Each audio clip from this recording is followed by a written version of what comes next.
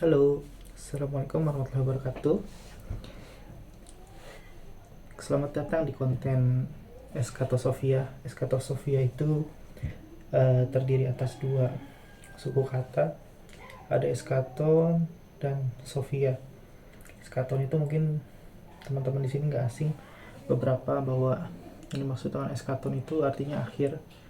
Itu satu bentuk etimologi dari Yunani, artinya akhir atau kejadian akhir atau akhir zaman. Dan Sofia itu artinya kebijaksanaan. Jadi kalau disatukan itu ya bagaimana mencapai kebijaksanaan di akhir zaman. Jadi perkenalkan,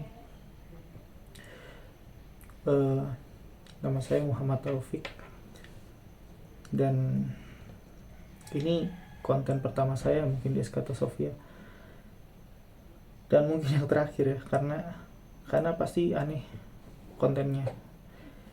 Sebenarnya aneh karena dari mungkin untuk konten pertama ini saya akan judulin apa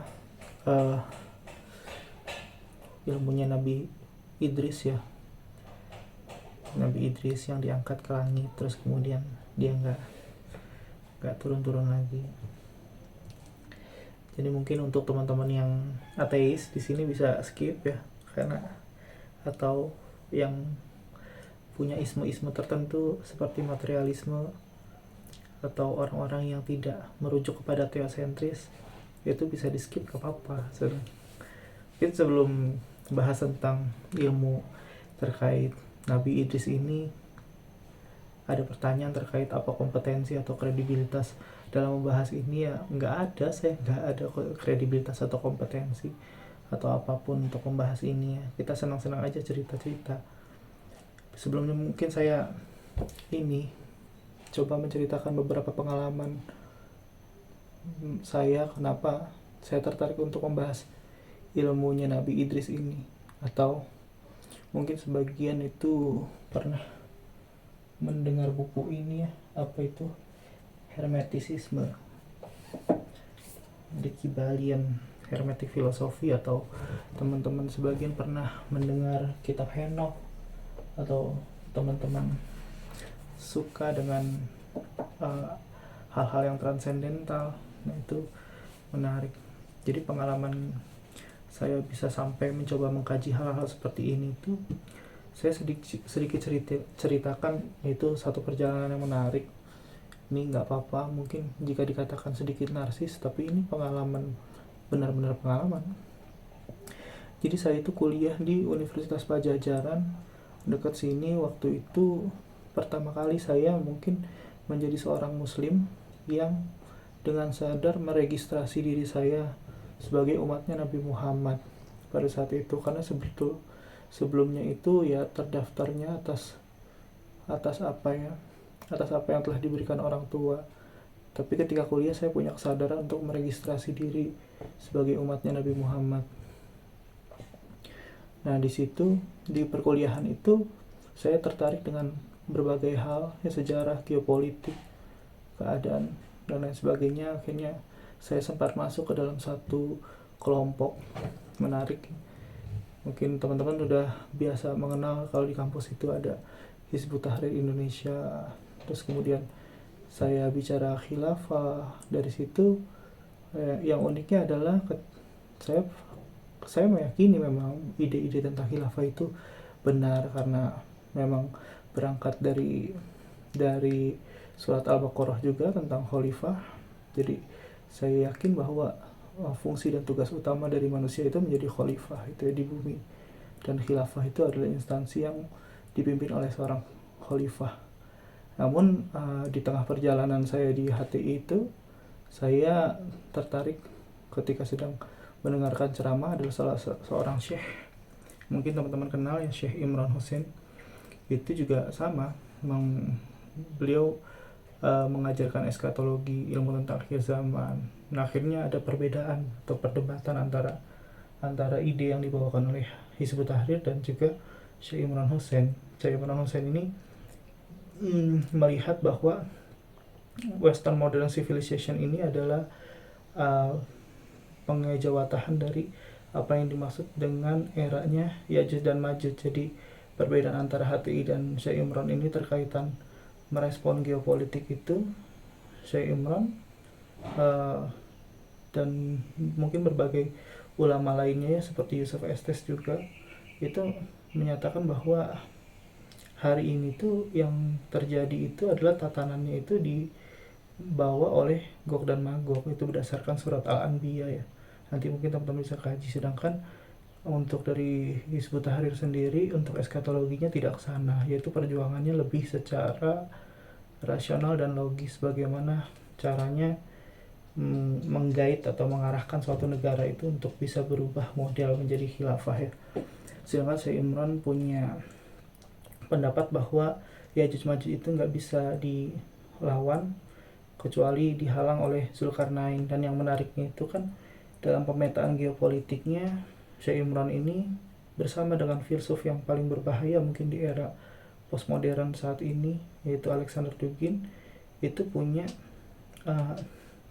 kesimpulan yang sama, bahwa semenjak Renaissance itu peradaban barat modern itu telah membawa peradaban Gog Magog ya, dengan konsep post-truthnya, kemudian menghilangkan atau mendegradasi tradisi dan spiritual, menjadikan sains atau matter tentang materi itu sebagai puncak dari kebenaran gitu kan bagi global. Nah ini menjadi satu hal yang menarik dikaji. Nah ini Alexander Dugin dan Syekh Imran untuk saat ini saya masih menjadikannya patron. Kemudian selepas dari kuliah, saya sempat tergabung pada saat itu. Saat mengkaji Syekh Imran, saya ditawarkan untuk bergabung untuk membahas konspirasi-konspirasi. Mungkin teman-teman di sini pernah dengar channel Bro Gamal. Nah, saya pernah menuliskan beberapa sedikitnya ide mengenai tentang siapa itu Alexander Dugin waktu itu saat perang Rusia dan Ukraina, dan konten itu lumayan mendapat perhatian. Nah, di situ saya mulai tertarik dengan ide-ide konspirasi, karena dalam era postmodern itu konspirasi itu menjadi satu pembahasan yang menyenangkan dan lebih relate sebenarnya dengan apa yang terjadi dalam skala global, baik dalam tatanan ekonomi, moneter, politik, sosial, pergaulan, dan lain sebagainya. Ini menjadi satu hal yang menarik untuk dikaji. Dan ada masa dimana mungkin seseorang itu ketika mencari dan mendapatkan ilmu terus berani mengejawatahkan, menyampaikan, itu terjadi superiority kompleks ya di dalam dirinya. Itu merasa bahwa dirinya itu superior dengan keilmuan-keilmuannya. Nah, saat belajar itu di channel Bro Gamal, ketika konten Alexander Dugin itu mulai naik, yang disebut dengan Putin's Brain, jadi otaknya Vladimir Putin, Alexander Dugin ini. Nah, saya dihubungi tiba-tiba oleh salah seorang di Jawa Timur. Dia merupakan seorang kiai besar ya, yang saya menyebutnya avatar. Ini salah satu titik balik dari hidup saya. Jadi dihubungi oleh seorang avatar, saya mungkin menyebutnya. Beliau bisa menguasai 4 elemen. Maksudnya beliau bisa mengajari berbagai wilayah apa yang dimaksud dengan aturan, hikmah, spiritual, dan lain sebagainya. Saya diundang, dan luar biasa ternyata di sana itu Syekh Imran Hussein itu langsung diundang juga oleh beliau, bahkan beliau mengundang Ayatullah dan lain sebagainya. Jadi di situ saya lumayan terkejut, kenapa orang sebesar ini mengundang saya yang notabene hanya sekedar menulis atau menyimpulkan terkait tentang Alexander Dugin waktu itu. Nah, disitulah kemudian saya diminta untuk mempresentasikan surat Al-Kahfi. Singkat cerita, saya berdiskusi lah dengan avatar. Terus kemudian ada satu hal menarik, yaitu tentang supranatural, tentang jin, bahwa semua aspek teknologi hari ini dan perkembangan atas ideologi dan juga pertarungan-pertarungan di era postmodern dan modern pada saat itu, serta berkembangnya dari mulai Renaissance, penolakan terhadap spiritualitas dan penghancuran terhadap tradisi, itu ada kaitannya juga dengan bagaimana manusia yang bekerja sama dengan jin. Nah, saat itulah saya sebenarnya sedang tertarik-tertariknya itu menonton beberapa konten yang terkait tentang Lucifer. Nah, ini dibawakan oleh beberapa teman-teman supranatural. Akhirnya saya punya kedekatan dengan teman-teman supranatural. Mungkin teman-teman pernah tahu detektif astral. Ada yang tahu tentang detektif astral. Itu saya berteman dengan mereka-mereka itu dalam hal kita bertukar informasi terkaitan tentang pengalaman dan pengetahuan. Akhirnya singkat cerita, detektif astral itu bubar.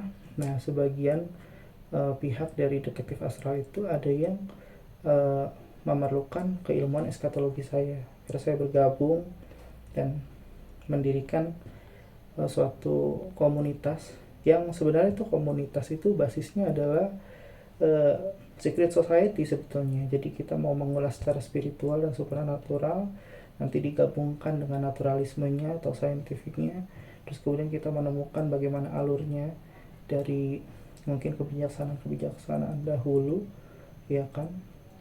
Tapi yang namanya jin pasti kan ada peluang kita untuk terjebak ke dalam okultisme ya. Nah, ini menjadi satu pengalaman yang menarik.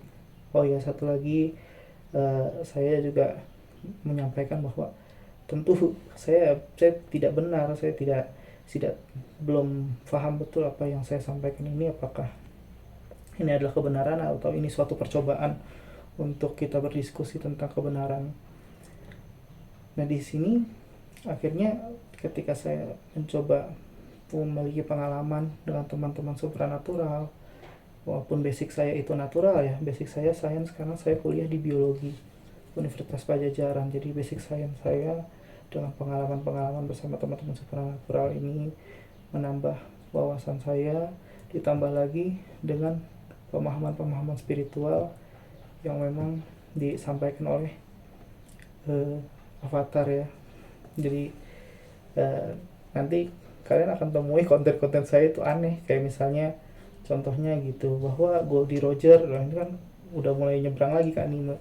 Goldie Roger itu ialah bentuk apa emanasi atau tajalinya dari Nabi Muhammad. Oda itu mengambil cerita tentang Nabi Muhammad itu ditaruh di Goldie Roger. Nah, ini nanti teman-teman bisa lihat di mungkin di konten sebelumnya, ada saya punya konten tampil anime. Nah, itu mungkin sedikit singkat perjalanan saya. Akhirnya saya memutuskan untuk tidak terlibat lagi dengan komunitas tersebut, dan saya memilih untuk memang mengikuti metodologinya Syekh Imran ya, yang ini, yang Quran dan bulan dan Quran dan bintang. Nah, ini menjadi satu bentuk metode yang menarik, dan saya ikut menyampaikan beberapa konteks terkaitan tentang ilmu Nabi Idris ini. Nah, kita mulai mungkin tentang ilmu Nabi Idris ya. Jadi Nabi Idris itu sebagian itu mungkin mengenalnya sebagai Henokh, sebagian juga ada yang mengenal dengan Hermes. Mungkin nanti teman-teman cari di literatur bisa Hermes, terus kemudian mengajar hermeneutik gitu.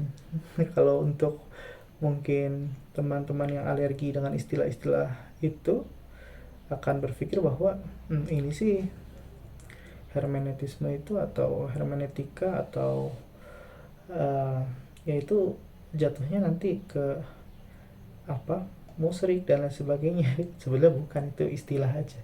Jadi kata Hermes itu sendiri kalau di Yunani itu dipakai sebagai dewa. Hermes itu sebagai orang yang pegang pesan ilahi dan lain sebagainya. Jadi itu istilah-istilah aja. Artinya Idris ini Henokh atau ini ya bicara tentang kalau istilahnya gini, kalau istilahnya sebagaimana di atas, sebagaimana di langit, begitu juga yang di bumi. Jadi ini kayak cermin antara langit dan bumi. Kalau mungkin kalau bahasa lebih simpelnya makrokosmos mikrokosmos ya. Bagaimana? Yang makrokosmos itu alam, yang mikrokosmos itu diri manusia. Kalau di Qurannya dijelaskan sebagaimana kami menjelaskan tanda-tanda kami, baik yang di luar ataupun yang di dalam diri kalian. Jadi itu juga salah satu konsep atau metode untuk mempelajari terkait ini. Nah, bagaimana cara merefleksikan atau mengetahui terkait tentang apa yang di alam dan apa yang di dalam diri. Nah, ini adalah kita butuh satu pengetahuan semiotika atau mengalegorikan. Jadi nanti ada wilayah-wilayah yang berbeda di dalam kita menangkap sebuah nalar keilmuan atau epistem dari sebuah keilmuan. Ada epistemologinya, itu ada pakai nalar kognitif, ada juga epistem yang sifatnya itu bagaimana melihat resonansinya itu dari getaran atau cermin jiwa, perasaan. Terus, nah itu menjadi satu bentuk penalaran yang berbeda. Makanya teman-teman yang mungkin hari ini terbanyak mengambil ide-idenya Tan Malaka dari Marilog tentang logika mistika, itu bisa langsung skip video ini karena video ini nanti pasti tidak cocok untuk kalian, karena ini video mengenai teosentris ya. Teosentris itu ya memang dasarnya itu semua wilayah itu dipakai dari mulai yang natural, terus kemudian naik ke supranatural, terus kemudian ke spiritual. Ini menjadi wilayah dengan cara kita punya pendekatan yang berbeda approach-nya. Jadi kalau yang materialisme itu menjadikan indera itu sebagai satu-satunya pencapaian, dan rasionalisme itu sebagai puncak dari keyakinannya, itu nanti tidak bisa nyeberang ke wilayah jembatan pengetahuan yang lain, mungkin yang dikenal dengan ilmu kejiwaan. Nanti juga kita coba bedain antara ilmu kejiwaan dengan ilmu psikologis, maksudnya ilmu supranatural dengan ilmu psikologis, bedanya apa. Kalau psikologi itu masih masuk ke wilayah sains ya, jadi dia melihat pola, terus kemudian dia punya probability, dia punya susunan atau konstruksi bagaimana suatu perilaku. Kalau di kejiwaan itu dia reflecting, jadi empati ya, pakai reflect. Bagaimana kita sama-sama merasakan, itu kuncinya seperti itu, yaitu ilmu kejiwaan. Makanya nanti istilahnya ada yang disebut dengan ilmu hikmah. Jadi nanti kita coba dengan terminologi yang ada.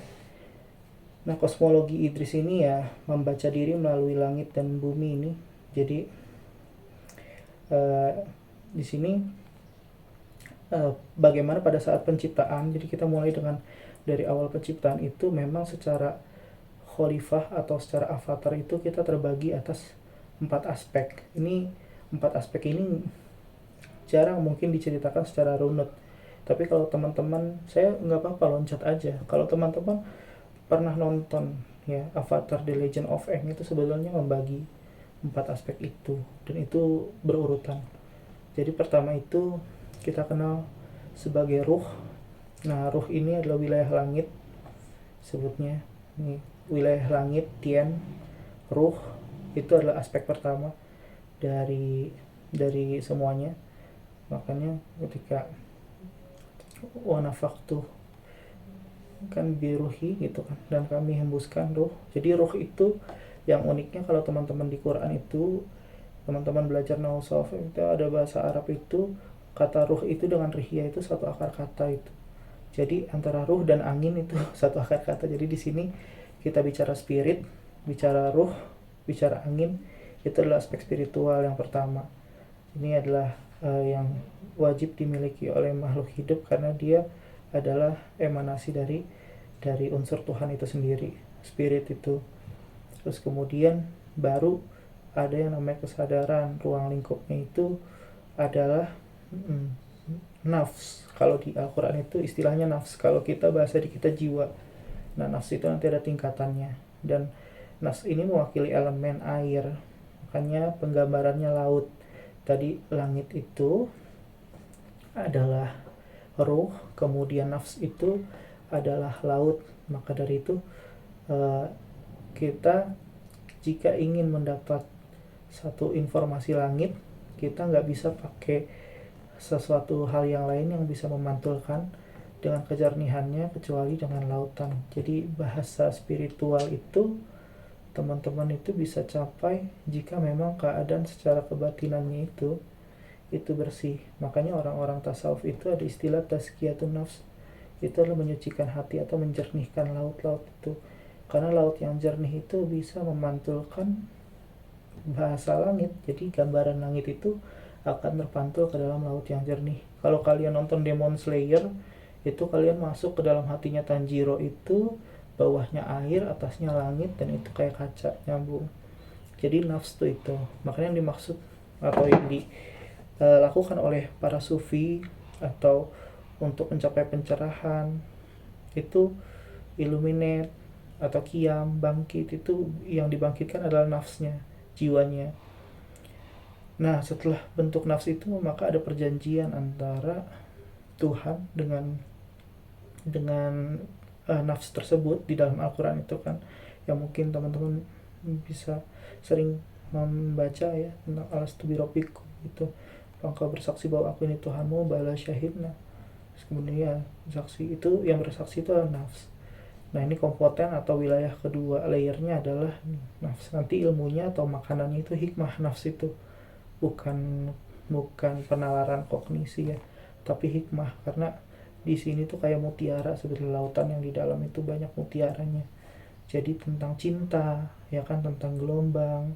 Nah, ini di sini wilayahnya nafs.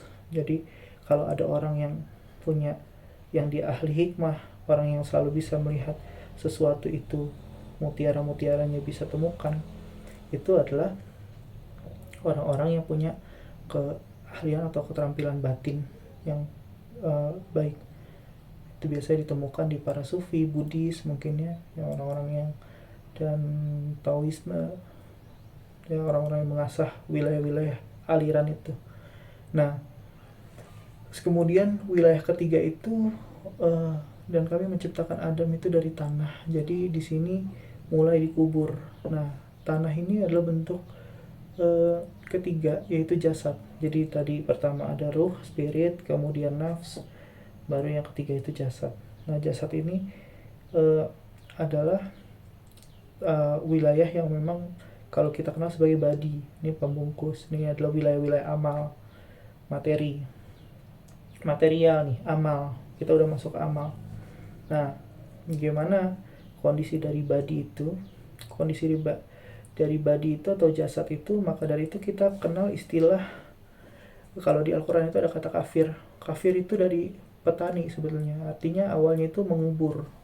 Jadi terminologi sebelum munculnya Islam itu, kata kafir itu digunakan, kufur itu untuk mengubur atau orang yang sedang menguburin sesuatu. Nah, ini sebetulnya ketika manusia itu diciptakan dari tanah, itu nafsunya dikubur. Jadi jiwa kita dikubur sama tanah, sehingga kita jadilah al-insan atau seorang yang melupakan. Karena dimensinya beda tadi, dimensi kedua nafs, dimensi yang berikutnya itu adalah tanah atau materi. Jadi kita dikubur, kita lupa, kita jadi kafir sebetulnya pada saat itu. Maka kecuali kita berzikir atau tazkiyah, menyucikan, dan qiyam, bangkit dari kubur, nah kita kembali ke Tuhan, bisa merespon. Makanya itu kiamatnya itu beda-beda, kapan waktu kiamat itu beda-beda. Kalau secara nafs beda-beda, kecuali kalau mau yang diserempakan nanti aja, tunggu di hari akhir namanya, di yaumul akhir itu diserempakan kiamnya, nanti kebangkitannya bareng-bareng. Tapi sementara memang kita berlomba-lomba untuk kiam, untuk bangkit. Nah, di sini kata kiam itu artinya bangkit, itu kalau kita berhasil keluar dari realitas material. Cuma ini kan gak berlaku untuk madigok ya, materialisme, dialektika, dan gok-magok enggak, maksudnya materialisme, dialektika, dan logika itu kan nggak berlaku untuk hal-hal yang seputar nafs ya. Oke. Nah, ini adalah aspek yang ketiga, wilayah yang ketiga. Dan di sini apa? Ini tempatnya beramal. Maka dari itu, waktu itu saya diajarkan oleh Avatar di Jember. Jadi Avatar di Jember mengajarkan saya bahwa ini 3 wilayah, Mas Taufik. Jadi 3 wilayah. Jadi pertama, kalau di Al-Quran itu kan bil ghaibi wa yuqimuna sholata wa mimma razaqna. Bil ghaibi itu ruh, sholata itu nafs, baru kemudian rozakna itu misalkan yang horizontal, rezeki, amal dan macam-macam itu di wilayah material. Jadi 3 wilayah. Nah, inilah yang membuat menurut saya menarik ketika kita memahami bahwa ada perbedaan wilayah, ya kan, antara bagaimana asupannya juga beda-beda pasti. Nah ini terus kemudian kita masuk ke wilayah yang terakhir. Jadi kan tanah itu elemennya jelas ya, tanah ya tadi, body. Yang terakhir itu ada mind. Mind itu dikenal dengan makrokosmosnya itu sebagai gunung. Gunung itu tempat apa? Di situ tempat tersedianya api sana di dalamnya, dan di sana banyak material-material seperti besi, tembaga dan lain sebagainya. Makanya konteksnya bentuknya konstruktif. Konstruktif, dia itu adil, dia itu logis, dia itu rasional, itu main pikiran. Jadi kalau teman-teman yang tertarik dengan keadilan, pasti dia akan merujuk kepada sesuatu yang ditetapkan oleh pikiran-pikiran ini. Makanya bagi orang-orang tuh kayak kontradiksi, yang namanya jatuh cinta pasti nggak adil. Ya memang wilayahnya beda. Makanya ini sebagaimana mungkin teman-teman tahu kisahnya Nabi Isa alaihissalam. Jadi Nabi Isa itu kan ada istilah yang menarik ya, ada kasus yang menarik, ada pelajaran kayak jika ditampar pipi kirimu maka berikan pipi kananmu. Nah, untuk orang-orang rasional pasti mengkritik bahwa itu mah bodoh Nabi Isa namanya kalau misalkan pipi kiri dikasih pipi kanan, ditampar pipi kiri kasih pipi kanan. Itu sebetulnya bukannya bodoh, karena orang-orang rasio itu dia itu memilih bahwa hal yang benar sebetulnya kisos. Tapi Nabi Isa itu pendekatannya bukan kisos, pendekatannya hikmah. Maka dari itu Nabi Isa katakan kalau terkait tentang hikmah, jangan mengalungkan mutiara ke leher babi. Nah itu juga menjadi satu hal yang menarik. Karena apa? Karena tadi kita bicara nafs ya, bicara cinta, bicara lautan, menemukan mutiara-mutiara hikmah itu nggak bisa dikalungkan ke leher babi. Babi ini sebetulnya istilah untuk insulting ya, orang yang suka ngebully atau mengejek, orang yang kayaknya di media sosial sekarang isinya babi-babi semua tuh kayaknya, karena kan mengejek ya, insulting, membuli semua orang. Dan Nabi Isa itu korban bully sebetulnya dari ulama-ulama palsu tuh, rahib-rahib ya pada saat itu. Jadi istilah jangan mengalungkan mutiara ke leher babi itu bahwa orang-orang yang mentalitasnya itu bullying atau mentalitasnya itu hanya sekedar meter atau materi, dia nggak bisa melihat cinta di balik semua itu, dia hanya ingin bahwa semuanya ditegakkan secara realitas keduniaan, itu nggak bisa untuk menjangkau ilmu hikmah. Dan cinta itu memang tidak adil. Jadi keadilan dan cinta itu bukan sesuatu yang disatukan. Jadi cinta kayak cintanya Tuhan kepada kita pasti nggak adil. Cintanya Tuhan itu, kalau mau keadilannya Tuhan nanti ada namanya nar. Kalau mau cintanya Tuhan ada namanya nur. Jadi silahkan dipilih, dan semuanya baik di sisi Tuhan, baik nar ataupun nur itu semuanya baik. Dan Tuhan lebih tahu. Kalau kita bicara tentang teosentris, Tuhan lebih tahu itu. Dan fungsi dari mind, memang rasionalisme ini yang paling ahli ini ya, yang kita kenal dengan bangsa jin ini paling ahli ini dengan konsep nar ya, dengan karena mereka sendiri tercipta dari nar itu sendiri atau dari api itu sendiri ya kan. Sedangkan Adam itu kan proyeksinya di tanah. Maka dari itu apa nanti kaitannya antara jin dengan teknologi, nah ini mungkin akan dibahas di episode berikutnya ya. Jadi inilah wilayah-wilayah. Nanti bagaimana konsepnya antara makrokosmos dengan mikrokosmosnya. Jadi begini. Jadi kalian tahu bahwa orang-orang yang membersihkan jiwanya itu seperti air yang diangkat, air laut yang diangkat menjadi awan oleh langit ya. Langit itu tadi spiritualnya itu. Terus kemudian dia membentuk awan. Kemudian awan itu akan dibawa oleh angin untuk bergeser ke tanah-tanah yang kering lagi tandus. Jadi ketika air itu sudah disucikan, jiwa itu sudah disucikan, menghasilkan amal ke tanah-tanah tersebut, maka muncullah gitu kan tumbuhan-tumbuhan yang baik, yang bermanfaat, yang berguna. Nah, itu sebenarnya adalah gambaran dari Quran itu sendiri, bagaimana keterkaitan antara wilayah-wilayah tersebut. Apa makanannya spiritual, apa makanannya supranatural atau jiwa tadi, apa makanannya tanah atau jasad, kesehatan. Itu mudah sebenarnya. Kalau tanah, kesehatan itu mudah. Apa makanannya pikiran, ya kan, atau mind. Jadi aspek spirit, soul, body, mind, itu semuanya itu adalah mikrokosmos, dan makrokosmosnya itu adalah keempat elemen tadi ya, udara, ada air, ada tanah, dan api.